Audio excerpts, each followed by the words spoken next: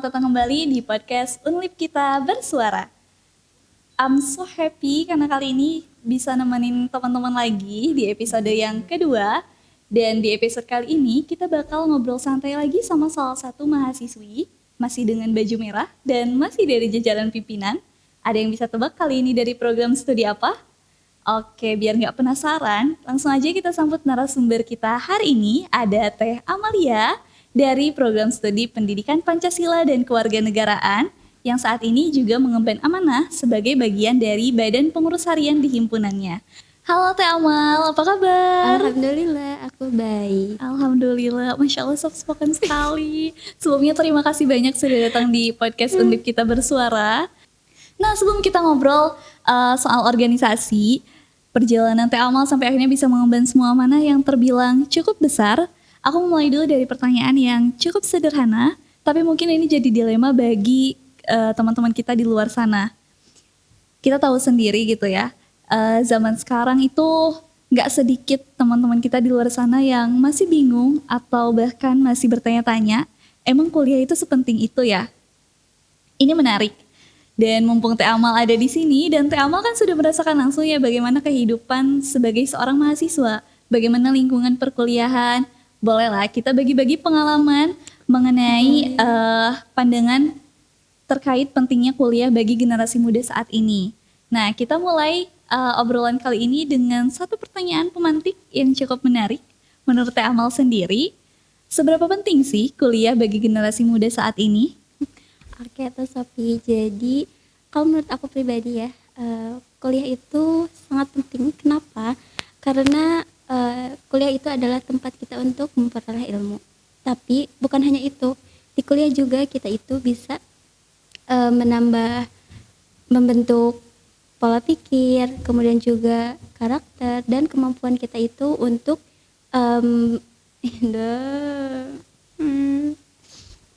dari kemampuan kita itu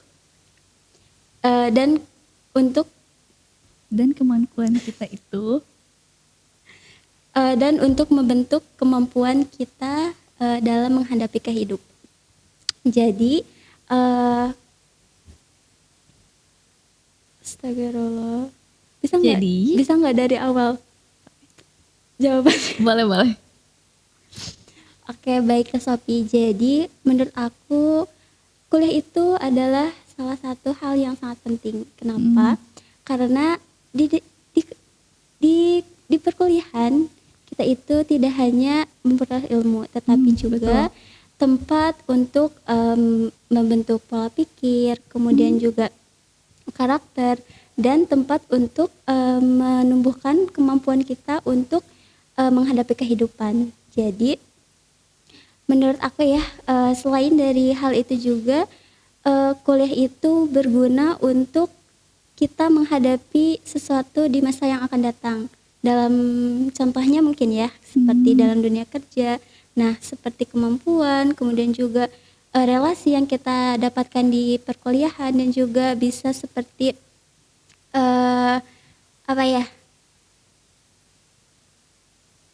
pengalaman tentunya ya, itu bisa berguna untuk kita di dalam dunia kerja. Nah, jadi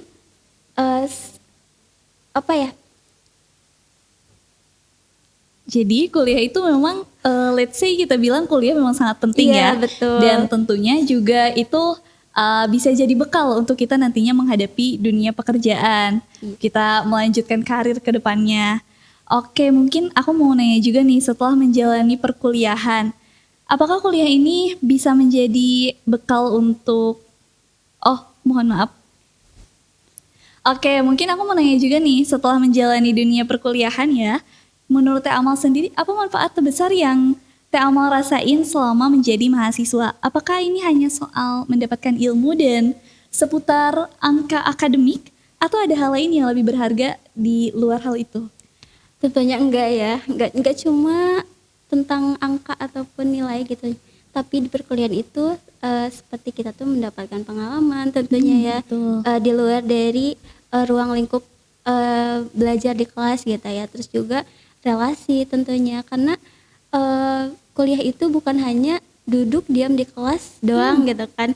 Pastinya di dalam perkuliahan itu banyak sekali yang harus kita eksplor, mulai dari kegiatan kegiatan di luar bangku perkuliahannya, kelasnya gitu ya, apalagi kegiatan-kegiatan di luar kampusnya gitu. Tentunya itu tuh akan sangat berdampak gitu ya untuk meningkatkan skill kita, untuk meningkatkan kemampuan kita tadi, dan juga bisa untuk mengubah pola pikir kita gitu ya, dan juga pastinya bisa berdampak juga terhadap masa depan kita, karena dengan pengalaman yang baik, eh, relasi yang banyak gitu ya, tentunya kita tuh akan sangat mudah gitu ya menghadapi kemungkinan-kemungkinan yang ada di masa depan gitu, Teh Sophie. Oke, menarik ya.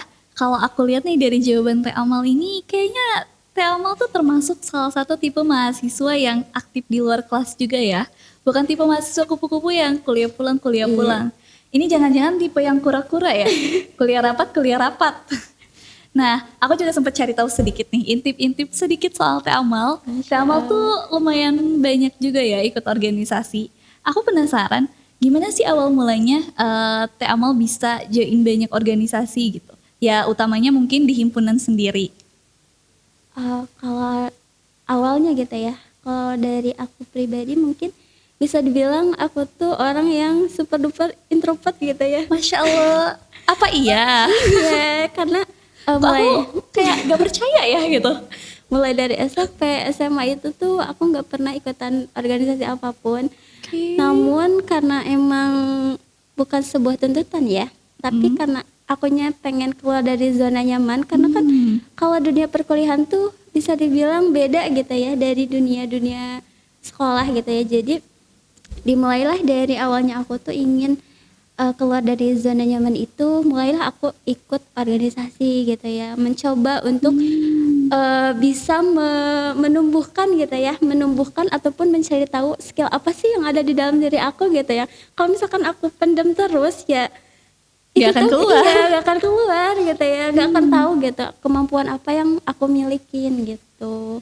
Oke, ini menarik sih ya. Tentunya itu bukan hal yang mudah ya, bukan hal yang gampang bisa keluar dari zona nyaman. Apalagi kalau yang tadi Teh Ama bilang sebelumnya introvert dan harus lebih banyak berinteraksi dengan orang-orang gitu. Emang Itu betul. pasti bukan satu hal yang gampang ya.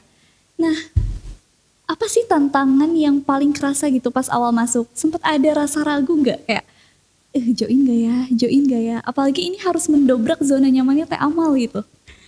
Tentu ya kalau misalkan ada perasaan ragu tuh pasti gitu ya. Soalnya kan emang nggak pernah sama sekali ikut yang namanya organisasi, sekalinya ikut di dunia perkuliahan gitu, yang tentunya tuh karakteristik dari orang-orangnya tuh makin banyak gitu ya. Jadi mungkin tantangannya tuh seperti sulitnya berbaur, karena kan ya namanya introvert gitu ya, kalau nggak ditanya ya Ya udah nggak diem nanya, aja iya, gitu. gitu kan. Jadi mungkin salah satu tantangannya tuh sulitnya berbaur juga, sulitnya berinteraksi. Namun gitu ya, di balik tantangannya itu aku tuh belajar bahwa emang keluar dari zona nyaman tuh nggak semudah itu gitu ya. Namun juga dari bisanya aku keluar dari zona nyaman itu tentunya banyak banget gitu ya impact yang aku dapetin gitu ya. Salah satunya tuh seperti bisa lah ngomong gitu kan. Ya kalau ngomong pasti bisa ya. Semua orang juga bisa berbicara ya.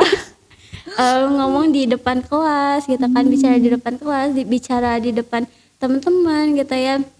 Dan itu tuh mungkin salah satu bisa dibilang keberhasilan aku mengikuti sebuah organisasi gitu ya, khususnya di kampus sendiri gitu ya, yang mana bisa berimpact buat salah satunya public speaking aku. Dan mungkin salah satu yang sangat Berkesan? ya sangat berkesan gitu ya.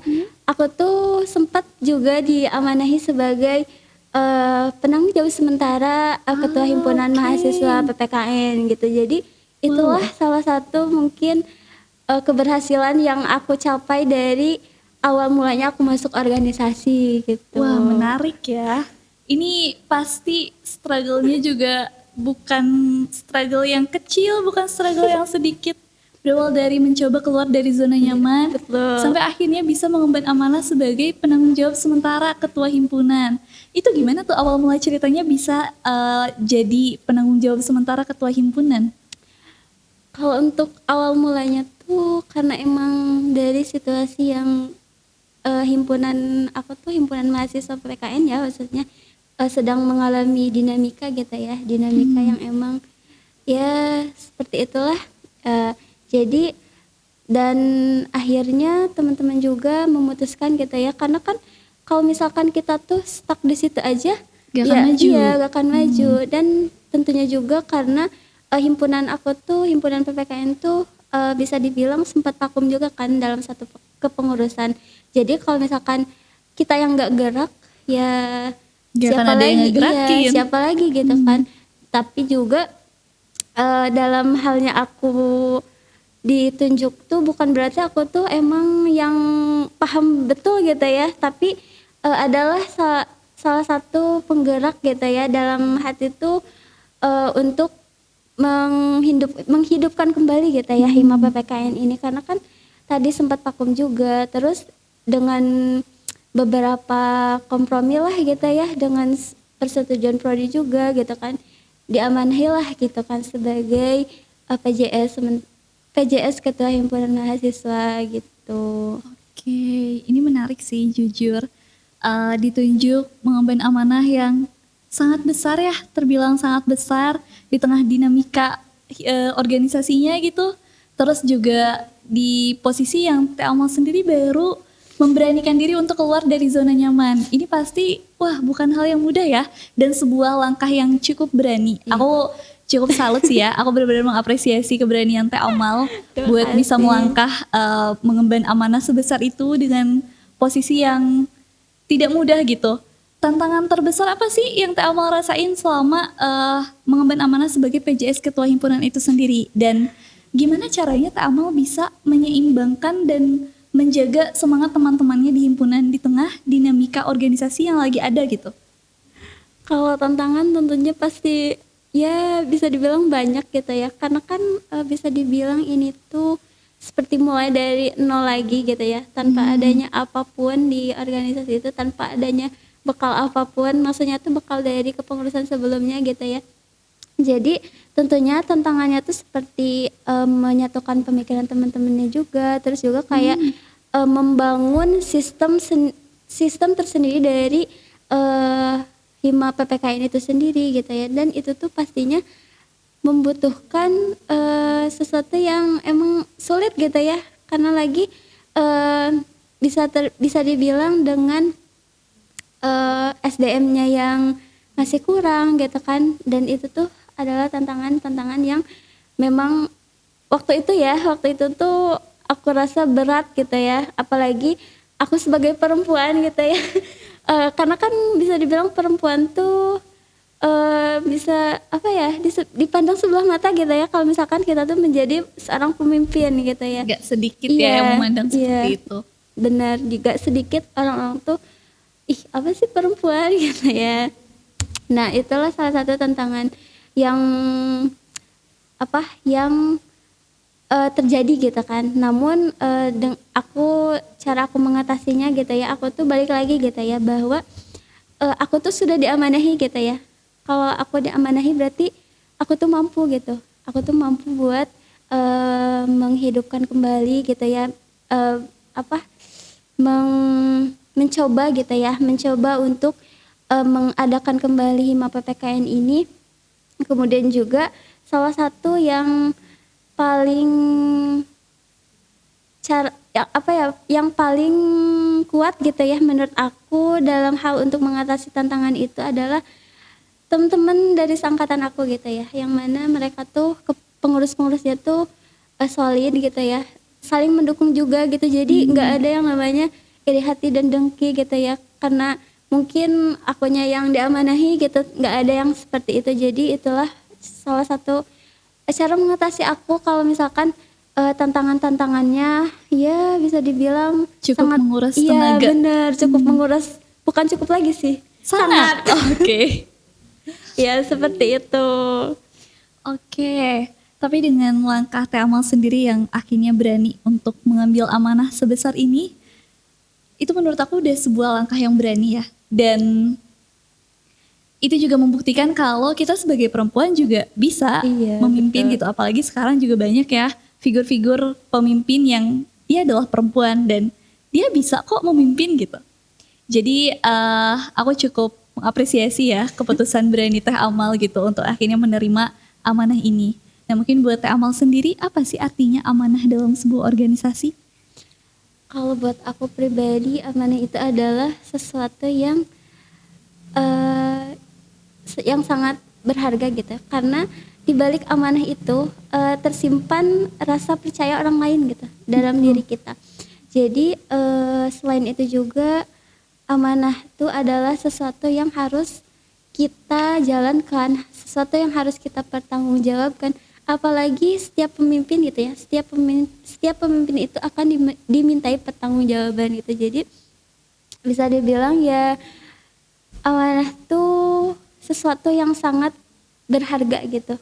Karena kita tuh bisa menilai diri kita melalui orang-orang yang percaya dengan kita gitu ya. Jadi kalau misalkan kita sudah bukan berani, sudah bisa, orang-orang tuh sudah percaya mengamanahi sesuatu kepada kita, berarti kita tuh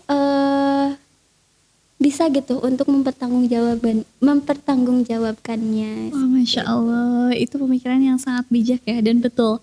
Sebuah amanah itu sama dengan kepercayaan, dan itu bukan sesuatu yang kecil, itu adalah sesuatu yang sangat berharga dan harus kita jaga gitu ya Teh Amal.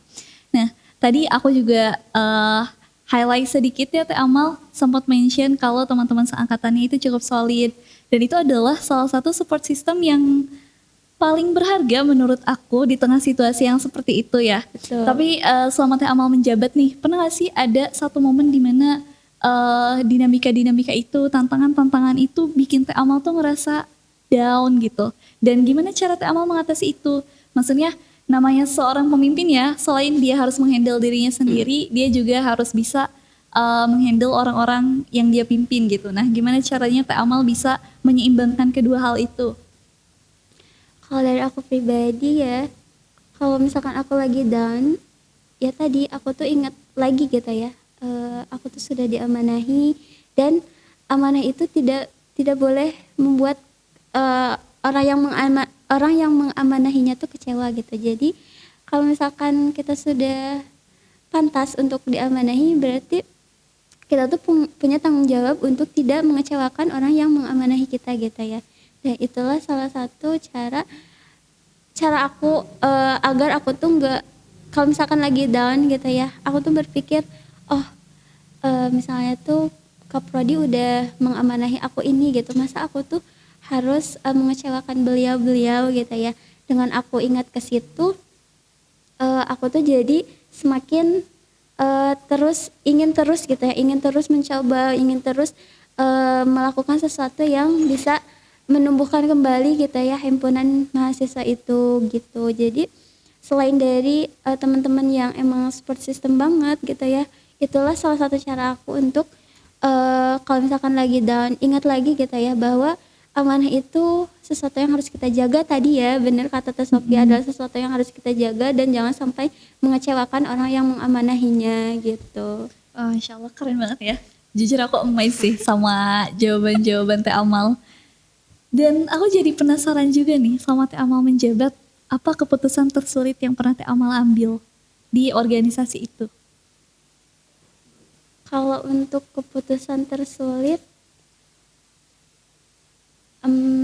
apa ya? Bisa dibilang semuanya sulit ya. Oke. Karena emang sesuatu yang dimulai dari nol, kita tuh harus mengambil keputusan yang dimana orang-orang tuh belum tentu suka dengan keputusan itu kan. Jadi dibalik sesuatu yang aku ambil tuh, kayak keputusan-keputusan yang aku ambil itu kayak emang sulit semua sih ya, karena kan Ditambah nggak ada yang apa ya, ibaratnya yang mengarahkan iya, gitu ya betul. dari sebelumnya.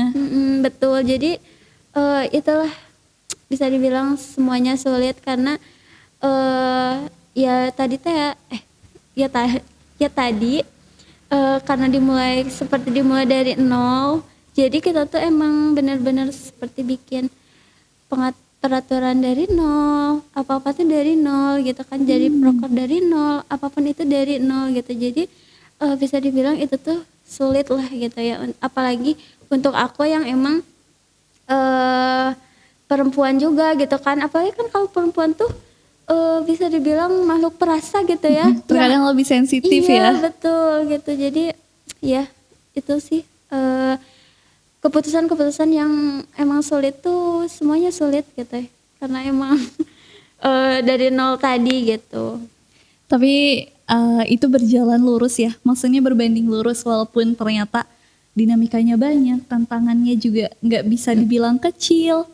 Tapi itu berbanding lurus kalau misalkan dijalani dengan sepenuh Iya, hati. betul. Teh Amal sendiri juga merasakan kalau join organisasi ini cukup impactful ya Iya, buat Teh betul Amal banget, sendiri. betul banget. Nah, Teh Amal selama menjalani berapa lama berarti menjabat sebagai PJS Ketua Himpunan ini? Mungkin bisa dibilang nggak lama sih, hanya sisa dari periode bisa dibilang satu periode lah. Hampir Iya, satu periode. iya, hampir satu periode Berarti gitu. cukup lama ya. Iya. Nah, selama satu periode itu tuh kan namanya semangat berorganisasi itu fluktuatif ya, Iya, naik betul, turun. betul, betul.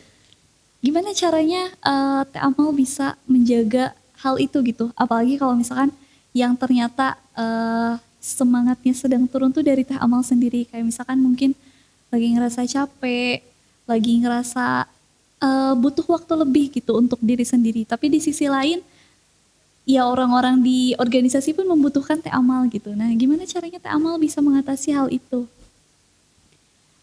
Caranya gitu ya. Caranya tuh simple sih. Sebenarnya tuh kita kalau aku pribadi kita lebih ke memprioritaskan gitu. Maksudnya tuh memprioritaskan hal-hal yang emang harus diprioritaskan gitu. Terlebih kalau misalkan ada sesuatu yang apa ya? Di sini butuh, di situ butuh misalnya tuh kan. Karena kan emang kalau misalkan di organisasi itu apalagi mungkin ya waktu itu tuh aku sebagai PJS gitu kan sangat dibutuhkan banget gitu kan. Kalau misalkan aku lagi lagi naik turun gitu ya semangat aku ya, aku mencoba berusaha untuk hilanglah gitu dari pemikiran-pemikiran yang membuat semangat aku tuh turun gitu. Karena kan mau nggak mau ya, maksudnya tuh bisa dibilang itu tuh adalah sebuah kewajiban gitu ya, kewajiban yang harus kita jalankan walaupun kita sedang merasa capek ataupun apapun itu gitu ya yang bisa menghambat berjalannya sebuah organisasi gitu ya. Itu tuh kalau bisa gitu ya kita tuh harus mengesampingkan dulu, walaupun kita tuh nggak boleh gitu ya mengesampingkan perasaan rasa capek kita, tapi kita juga jangan bersikap individual gitu ya, harus lebih mementingkan organisasi. Kenapa? Karena kita sudah terjun di dalamnya gitu, kita sudah diamanahi di dalamnya, kita harus harus bertanggung jawab atas apa yang telah kita lakukan, maksudnya tuh atas apa yang telah kita pilih gitu kan. Karena kan itu sesuatu yang bisa dibilang udah aku pilih gitu kan, amanah itu udah aku ambil, jadi mau gak mau hal itu harus aku hilangkan rasa capek, walaupun ya pasti capek gitu ya kalau misalkan mengurus organisasi, tapi kalau misalkan bisa itu tuh ya dihilangkan dulu gitu, karena kita sudah terjun di dalamnya, kita sudah mengambil amanah itu, jadi itu adalah sebuah tanggung jawab kita gitu. Oke, berarti mungkin balik lagi ke diri kitanya ya. Iya, Gimana betul. caranya kita bisa manage hal itu gitu. Gimana caranya kita bisa mengelola distraksi-distraksi yang datang di tengah kita mengemban amanah yang memang harus lebih diprioritaskan gitu ya. Betul, betul. Nah, Teh Amal sendiri sampai sekarang masih berorganisasi berarti? Alhamdulillah masih, aku sekarang Masih di jajaran BPH ya, juga, masih jajaran pimpinan? di jajaran PH. Sekarang aku diamanahi sebagai bendahara 1, dan selain di himpunan juga aku ikut UKM juga. Dan di Oke. UKM tuh aku diamanai sebagai ketua departemen gitu. Oke, ternyata track record organisasinya juga cukup banyak ya, bahkan sampai sekarang juga masih aktif gitu berorganisasi. Nah, aku jadi penasaran juga nih Teh Amal. Kan Teh Amal udah cukup lama ya berorganisasi, walaupun awalnya ini juga berawal dari sebuah langkah berani untuk keluar dari zona nyaman, Iya betul. sampai akhirnya sekarang udah masuk beberapa tahun mungkin ya berorganisasi. Ada gak sih? Pasti ada lah. Pasti banyak banget perubahan yang Teh Amal sendiri rasain sebelum dan sesudah join organisasi. Nah mungkin perubahan apa sih yang paling kerasa gitu setelah akhirnya join di organisasi? Oke kata Sofi.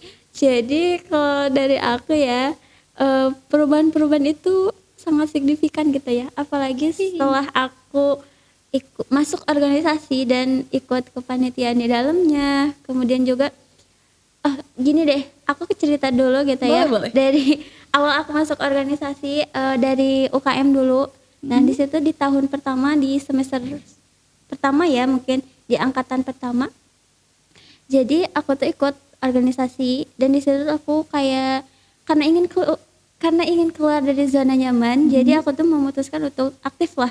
Karena Oke. se apa ya se kalau misalkan kita ikut organisasi, kalau kalau misalkan nggak aktif di dalamnya ya buat apa gitu, walaupun ikut tapi kalau nggak aktif ya nggak akan Sekedar masuk aja. iya nggak akan membuat diri kita tuh bertumbuh gitu ya. Betul. Aku masuklah ikut ikut kepanitiaannya, ikut kegiatannya, dan di tahun berikutnya di angkatan kedua di semester 3 mungkin ya.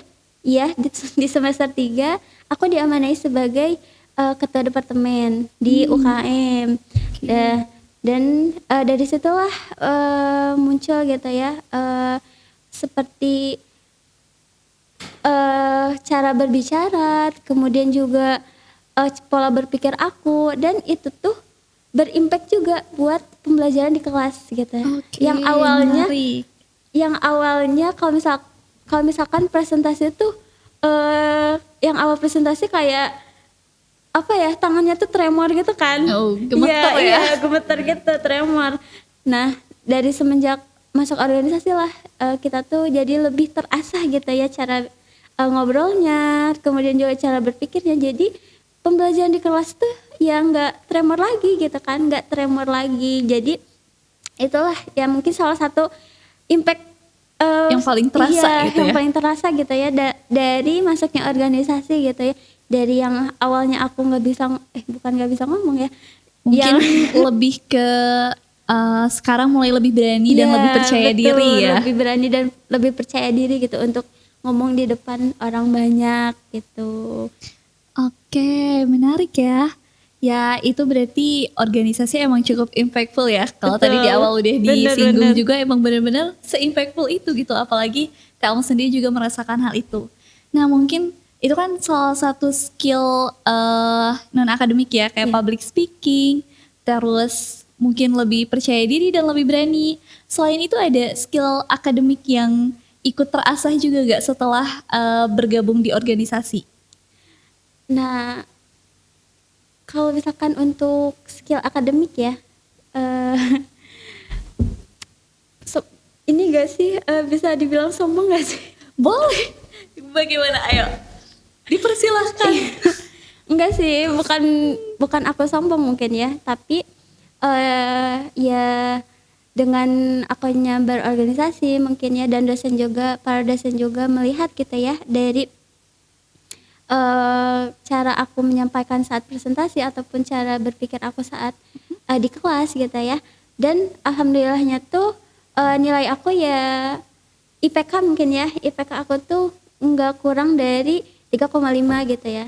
Wah, Masya Jadi Allah. bisa dibilang 35 ke atas lah, sekian gitu. Oke. Seperti itu dah.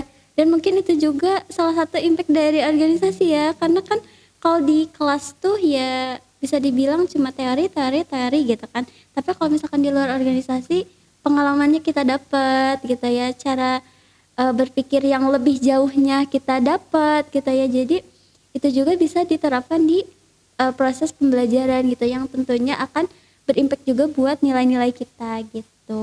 Oke, ternyata organisasi itu selain berimpact buat kehidupan kita sehari-hari, mengasah keberanian kita, Iya. juga ternyata cukup impactful ya buat dunia akademik. Ini aku lihat sangat berpengaruh sepertinya ya. Keren sih, jadi memang bisa seimbang ya antara Iya, organisasi betul. dan akademik. Walaupun kadang ada beberapa yang bilang kayak, kalau misalkan ikut organisasi kadang akademiknya turun. Oh tidak, di sini Teh Amal membuktikan langsung kalau dengan organisasi pun akademik bisa tetap dipertahankan bahkan ditingkatkan. Iya, Dan itu betul, luar betul. biasa banget sih. Menarik banget Teh Amal perjalanannya dari awalnya hanya mencoba untuk keluar dari zona nyaman sampai akhirnya benar-benar merasakan impact dari organisasi itu sendiri.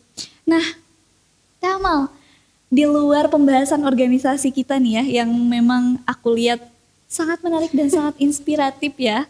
Banyak banget impactnya yang Teh Amal rasain dan aku juga benar-benar cukup amazed dan bangga gitu ke Teh Amal. Semua langkah berani yang diambil itu luar biasa banget gitu. Belum tentu semua orang berani untuk mengambil langkah sebesar itu. Di luar organisasi nih Teh Amal, aku jadi penasaran juga nih.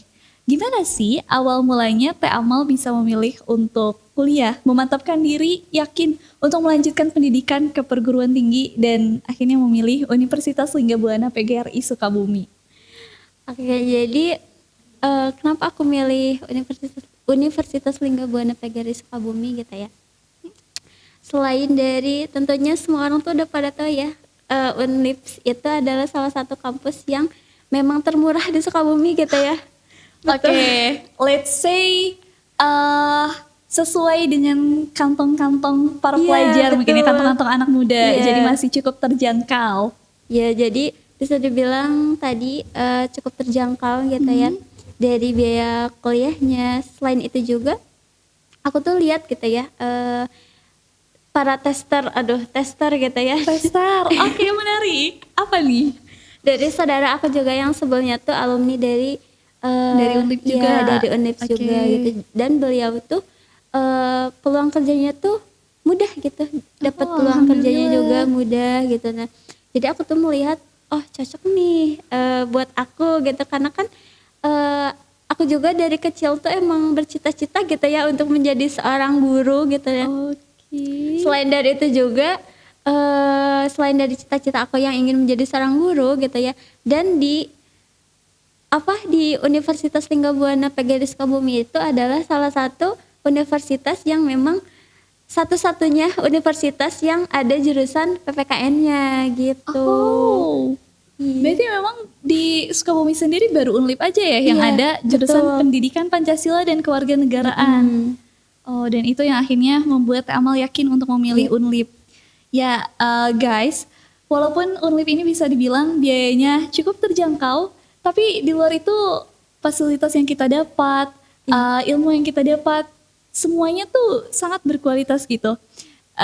Kalau misalkan ada yang bilang harga sesuai dengan kualitas, oh di sini kita membuktikan walaupun biayanya sesuai dengan kantong-kantong anak muda dan cukup terjangkau, ya fasilitas dan juga ilmu yang kita dapat kualitasnya juga luar biasa gitu, bahkan lebih dari bundle yang dipasang gitu ya. Iya, betul. Bahkan tadi Teh Amal juga udah membuktikan sendiri ya dari tester tetangganya. Wah, Saudara, saudara. Oke, iya. dari saudaranya yang memberikan testimoni kalau ya after kuliah dari sini tuh prospek kerjanya cukup mudah Iya, gitu. betul. Keren banget sih. Nah, mungkin Teh Amal nih selama sekarang udah masuk semester berapa? Aku sekarang semester 6.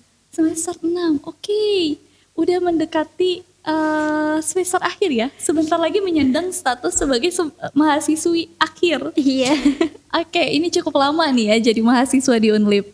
Apa nih hal yang paling berkesan selama berkuliah di sini? Kalau misalkan ditanya hal yang berkesan, tentunya Banyak? iya, banyak ya hal yang berkesan tuh. Tapi aku ngenotis satu sih, kayak prosesnya gitu. Proses aku kuliah di sini gitu kan. Jadi dimulai dari proses pembelajaran itu tuh berkesan gitu ya. Apalagi bisa dibilang aku tuh keluarga pertama yang kuliah gitu ya. Jadi itu tuh adalah salah satu hal yang berkesan, yaitu proses pembelajarannya, kemudian juga dan tadi organisasinya gitu kan, itu tuh sangat-sangat berkesan gitu ya, karena eh, emang se-impact itu gitu ya buat diri aku pribadi gitu ya. Terus juga tadi sih salah satu hal yang berkesannya tuh menjadi PJS Ketua Hima PPKN, dan itu tuh adalah salah satu hal yang nggak aku sangka-sangka gitu ya untuk bisa mengemban amanah sebesar itu gitu ya. Dan juga selain itu kesannya, hal yang berkesan tuh aku bisa bertemu orang-orang yang emang memberi banyak pengalaman, memberi banyak pengetahuan gitu ya. Sampai-sampai aku tuh walaupun aku kuliah di Sukabumi tapi bisa keluar bisa Membangun mengikuti, relasi iya, dengan. mengikuti kegiatan-kegiatan di luar Sukabumi Oke, gitu. berarti relasinya juga luas ya, Iya, bukan hanya di betul. sekitar Sukabumi aja. Oke, menarik banget sih Teh Amal. Benar-benar banyak ternyata hal-hal yang sangat berkesan selama menjadi mahasiswa di sini, dan tentunya itu juga benar-benar berimpact buat kehidupan Teh Amal sendiri ya. Iya, betul banget Sofi. Oke, nah Teh Amal, ini kalau tadi kita berbicara panjang lebar ya, mulai dari perjalanan organisasinya, perjalanan sampai akhirnya bagaimana ceritanya menjadi mahasiswa di sini dengan segala dinamikanya, tapi juga ternyata impactnya juga nggak kalah besar gitu ya yang ada di kehidupan Teh Amal sendiri, yang Teh Amal rasain. Terus juga tadi Teh Amal bilang beberapa poin plus dari Unlip ini ya.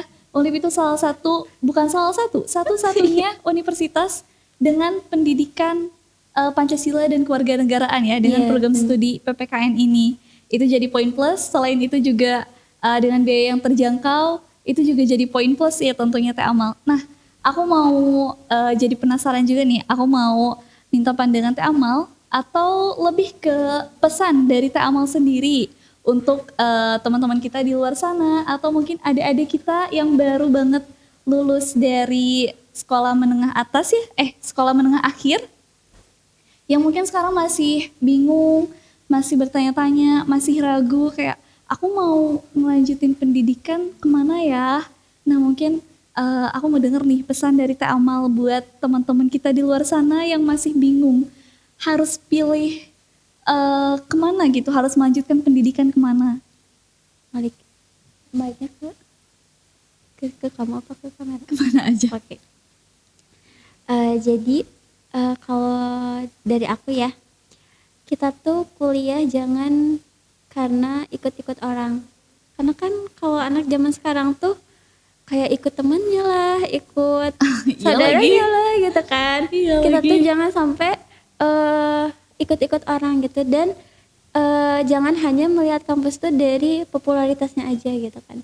Karena kampus tuh adalah bisa dibilang rumah kedua setelah rumah Setelah rumah kita. iya, setelah rumah kita gitu ya. Iya. Jadi kita tuh harus pastiin gitu ya, di kampus itu tuh apakah kita akan bertumbuh, apakah kita akan berkembang gitu kan, apakah kampus itu tuh bisa menjadi penyalur minat bakat kita gitu kan. Dan aku percaya gitu ya, di Universitas Linggabuana PGRI Sukabumi ini itu adalah salah satu kampus gitu ya yang emang memfasilitasi itu semua gitu.